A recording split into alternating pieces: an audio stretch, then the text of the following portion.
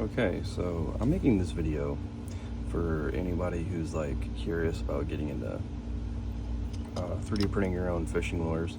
This is the one that I designed a few years back. Took me about 2-3 weeks to get it right.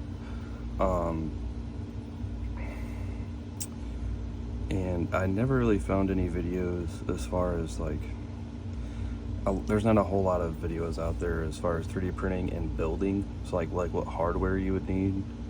And if you can't really tell, I actually designed this off one of my favoritized fishing lures, which is the Team Arc brand LP38, which is a lipless crankbait. I love them, they're awesome. So one day I decided, I was like, I don't want to spend $10 plus shipping buying them. I said, why don't I just make my own, but make some subtle changes to it and just have fun with it, you know, and save me a lot of money. But I also sell these too. I'm not gonna say that it's, you know, that brand because of copyright and all that stuff. It's just something, it's my own fishing lure. I designed it literally from scratch. So just real quick, as you can see, like these layer lines on top acts as like a great pattern. That was by accident, but in the long run it actually creates a nice cool effect when you airbrush it. But anyways, going forward, some things that you need. I had one thing you had to get in common, like in your head, is what size you want to go, what kind of crankbait it is, you know, whatever fishing lure you're building, what the weight is going to be. So I had 3/8 ounce in mind, which for me, I do everything in grams. So like a 3/8 ounce, anything basically between like 10 grams to 12 grams is going to be like a 3/8 ounce. That's like total, that's like fishing lure put together, the weights, you know, glue, everything. But you know, if you're 3D printing them, one thing I actually recommend if you're 3D printing a lot of them is if you have a bamboo or an Amos type system, I'd recommend PEG supports. As you can see, I actually left this one in there, forgot to take it out. I can just show you how easy it is to take this out. Like when you're using interface on that top layer between the actual support and the actual object itself. It literally just falls right out.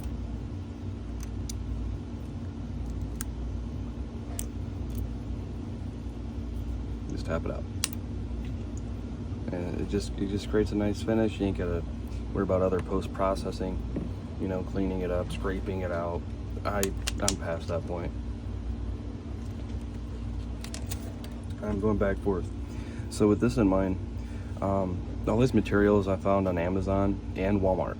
So like for like a lipless crankbait, you're gonna have all my, I want to do most of my blanks in white, just so it's easier to, you know, airbrush. I ain't gonna like say like cover up a dark, if I want to spray white, you know, I don't want like a black fishing lure to start with for like a base color. White's just easier. With this one though, so this would be inside of like a 3D printed fishing lure, for mine at least. This would be where your weight would be, like where your lead is going to be at. This chamber right here also helps with weight, but also keep balance. This is a secondary rattle chamber, and this would be in the back cavity. This would be another rattle chamber. And what I used for mine was, I picked these up at Walmart. They're really cheap, maybe a couple bucks, but some, you know, 3/0 split shot round. And I say round because you don't want that little tab on the end that's, you know, the reusable fishing sinkers. You don't want to, you know, have to deal with that and get in the way. And because I take my pliers and I actually position them just right to where it's like almost like a little pack bin in there, and I just clamp them down so then I can flatten them out. Because that way, for my fishing lure at least, when it's flattened out, it's lead, you know, you can manipulate it, it's really soft. it'll just actually stand up in this cavity right here, just like that. And then I'll actually put 4 of those side by side. That's why I did mine like how I did that.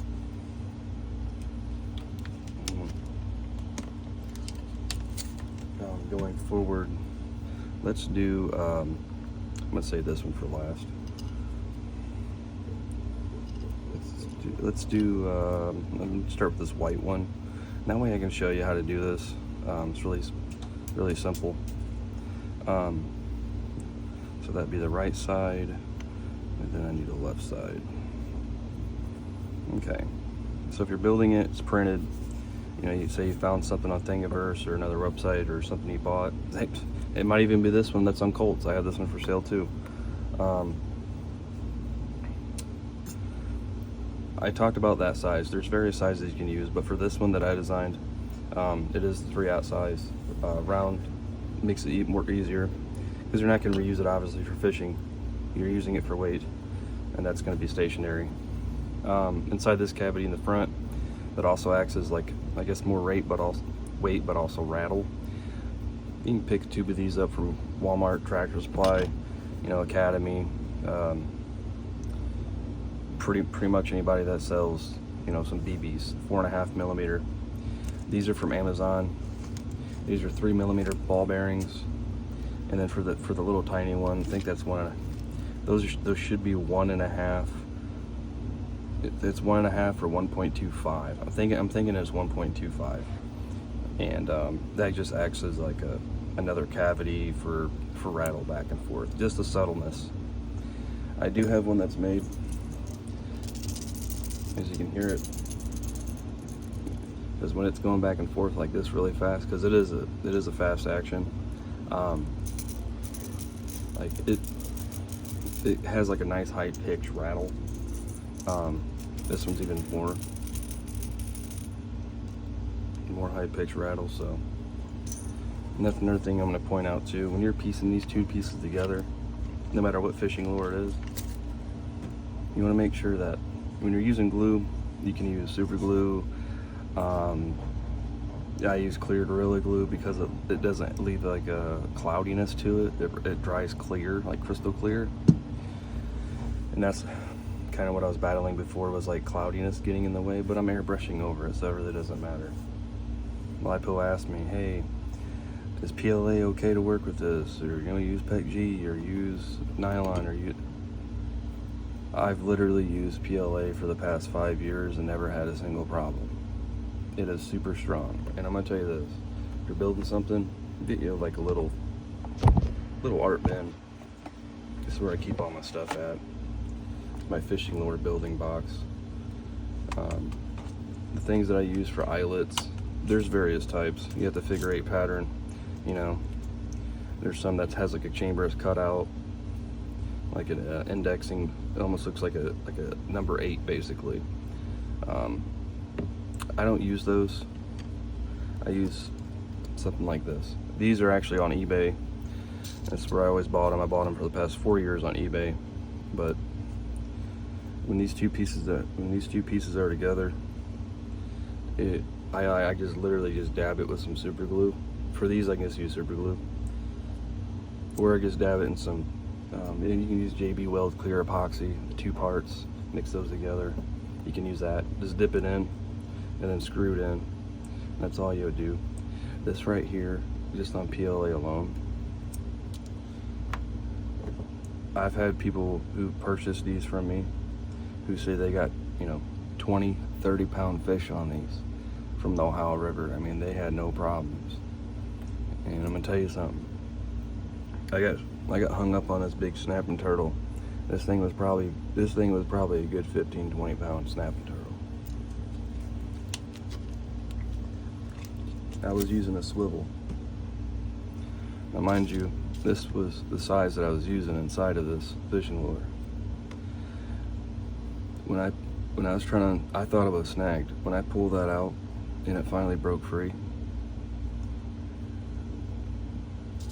the eye screw and fishing lure didn't break. That swivel, that thing unbent, the stainless, that thing unbent. And that was a 20-pound rating swivel. that thing unbent, like just like a folded up like a dang paper clip. And that just goes to show you, PLA in this, it's strong enough for most of anything you're trying to get. Now I would say if you're going with the bigger fishing lure, there is various more sizes on thickness. These are actually a 1.51 millimeter thickness, and I have various sizes. You know, I got 58s,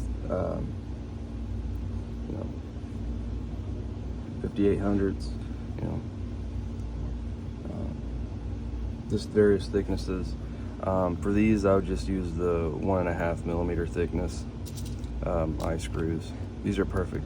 The ones I found like at Walmart, Hobby Lobby, they don't. It seems like they don't go that small. But if they do, the eyelet's like really big, and it looks gaudy, and it's not really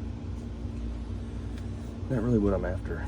Because when I put my split rings in there, you know, I want something that's more tight, conformed to the body of the actual lure. Anyways, this would be the last step. And I just keep these in the little Altoid box.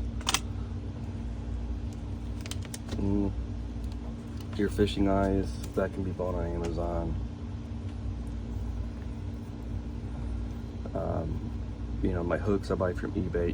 You can literally use any hooks you want to use, as long as it's not. You want to use the right treble hooks based on the size of the fishing lure, crankbait, lipless crankbait, or you know, lip crankbait. For these, I would use a number 6 treble hooks. These are actually VMC, some place in the United Kingdom. They're really great. They're coated. They don't rust. They're amazing. I get those from eBay too. But say I was going to build this lure, I would use one of my 1.5s, and then I would take 5 of these 4.5 millimeter BBs, like just out of a BB gun. That's the BBs that you want to go with. Doesn't matter, copper or steel. Just put 5 in there, just like so. And then for this, you just want to use 4 of these. And I already weighted this before. I got it down to a science that what makes a 3/8 ounce and what doesn't. I could probably squeeze one more in there.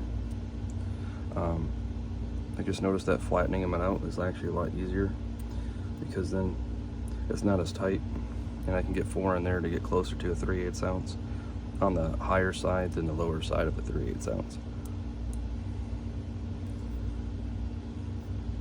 Plus there's also some wiggle room too, if you need it, based on your printer tolerances, just like that.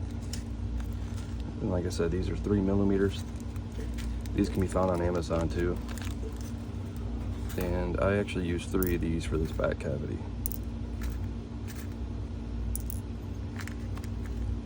But I found that stainless steel ball bearings make a nice sound. I was using 2, but so then all you do is, it's the same cavities. This is this other side of the lure.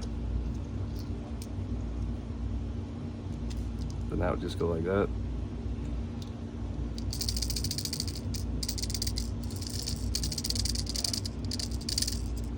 Yeah, she's really nice. That was I'm kind of stuck in another cavity. It's okay. See, this is why flattening them out and having that extra wiggle room helps.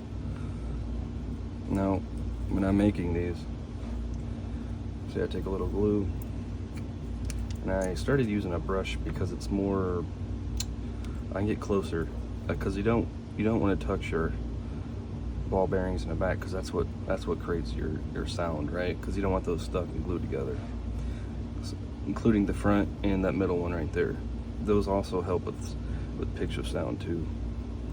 I'll just put a little bit on my table.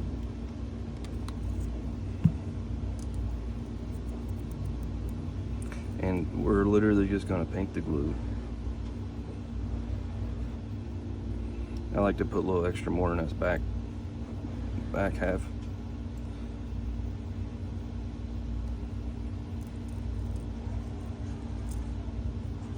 Let me use a little more glue on this.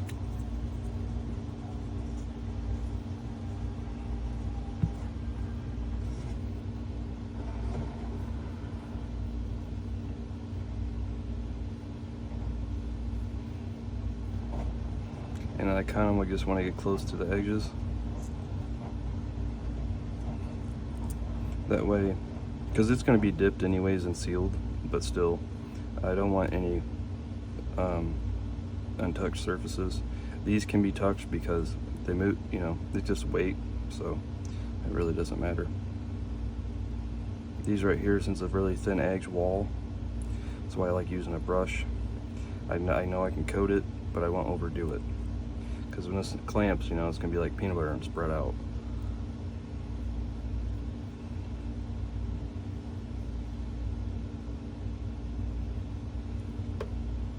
Just like so. And I just take my other piece, place it over top of it, just like that.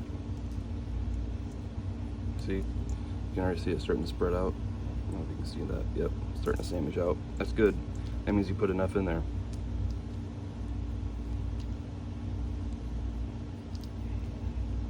I might index these with like a little dowel or something so that you can line up, but I've been eyeballing it for the past 3 years and I haven't had any problems with the lining up.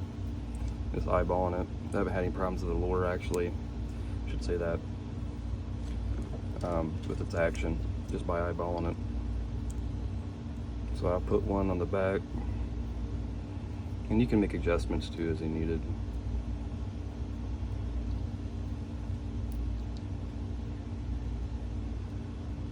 Just like so.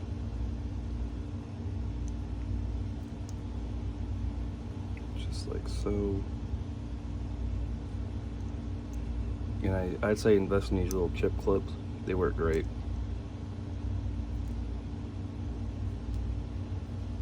And that's it. That's all you do. Now we'll let that dry. I don't have any need for these right now for an order or anything. So I can let these dry overnight, give it the full 24-hour curement treatment, and go from there. But I just make sure all the edges are lined up, there's no overlaps, and then I'll just set that off to the side, and that's pretty much it. There's nothing much to it.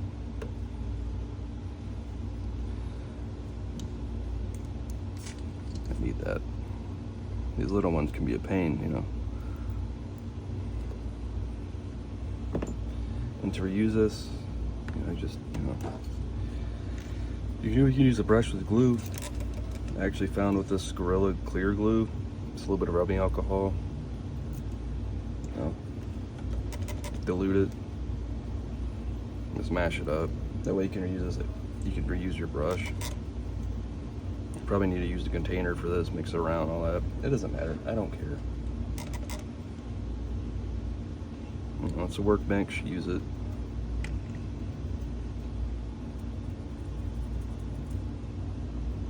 That should be good.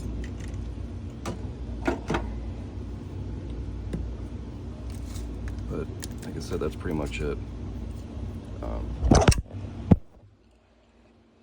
So I got those blanks I gotta do, and that's for the lipless crankbait. You can find those on my Colts.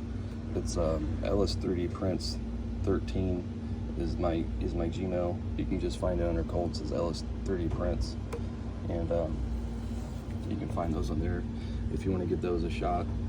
I might have some. Again, I bought like 3 packs of eyes off Amazon. I think they were like $10, but these use, I believe it's a 6mm eye for this size.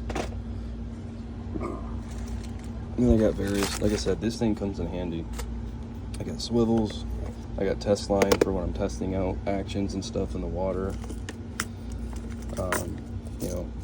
There's split rings, I think those are size 3, which I'll use size 3 for that. These chip clips, I'm telling you, they come in handy. They work great. And you got some foil too.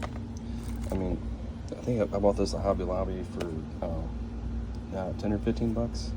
But I mean, it's literally just my fishing building lure tackle box, hardware box, and yeah. You can also get these. These actually, if you want to use some clamps, they're on a budget. I got these from Dollar Tree. I know, Dollar Tree, right? Yeah. Well, those were only like $1. I think maybe a dollar, $1.50. I know they're increasing their prices. It's crazy. They work wonders. They are actually great. I got some bigger ones up there. They're awesome. Those are more expensive, I think, $3 or $4. Other than that, I just want to, show people the ins and outs of what goes inside a 3D printed lure. Invest in a scale. This is also on Amazon. Pretty much, if you live in the States, you can find all that stuff on Amazon because Amazon's available to you. Like I said, Walmart or Amazon or eBay, and then whoever sells 3/0 size split shots, those make great for weights for the belly of a crankbait. That way you can manipulate them too, flatten them out. But I mean, pretty much that's all you need is what I showed you. I just did this because it just made it a lot easier than keeping everything in a box. It's all unorganized. So I hope this helped you. If you have any questions, like I said, reach out. I'd be happy to answer any questions or help somebody in pointers. Because one day I just kind of want everybody to have a 3D printer in their household and utilize it and save money too, especially with this economy the way it is. Hopefully it gets better. Prayers. All we can do is pray about it and just pray for the best. But like I said, reach out to me. You can reach me on the email that I gave out. That was the ls3dprints13@gmail. Or you can see this on YouTube. You can comment, reach me out on there, send me a message, and help you out as much as I can.